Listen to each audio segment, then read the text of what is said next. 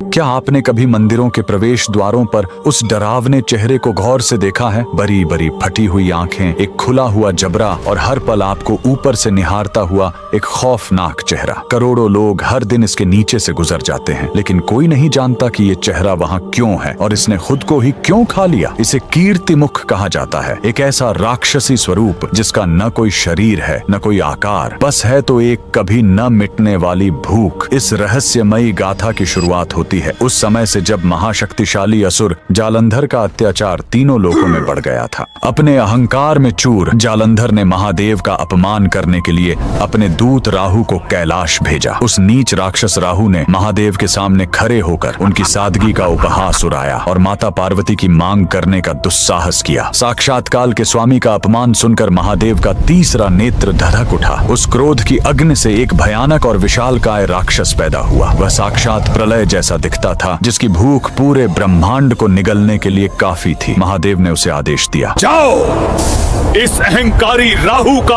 अंत कर दो। जैसे ही वह विनाशकारी राक्षस राहु की ओर झपटा, राहु के प्राण सूख गए। वह समझ गया कि साक्षात मृत्यु उसके सामने खड़ी है। राहु तुरंत महादेव के चरणों में गिर पड़ा और क्षमा की भीख मांगने लगा। करुणा के सागर शिव ने उसे माफ कर दिया, लेकिन अब एक विकट समस्या खड़ी हो गई। वह भूखा राक्षस जो महादेव के क्रोध से जन्मा था, वह तड़प उठा। उसने गरज कर पूछा, प्रभु, आपने इस शत्रु को तो जीवन दान दे दिया, लेकिन मेरी इस राक्षसी भूख का क्या?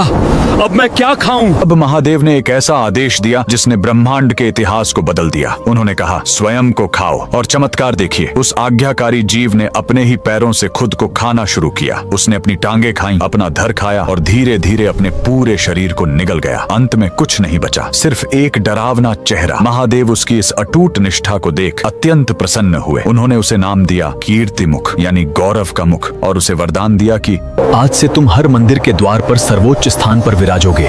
जो भी भक्त मेरा दर्शन करने आएगा, उसे सबसे पहले तुम्हें प्रणाम करना होगा। कीर्तिमुख कोई सजावट नहीं, एक चेतावनी है। महादेव ने उसे द्वार पर इसलिए बिठाया ताकि मंदिर के भीतर कदम रखने से पहले आप अपने अहंकार को वहीं बाहर छोड़ दें। भगवान शिव के इस रहस्यमयी गण के लिए कमेंट में हर हर महादेव जरूर लिखें।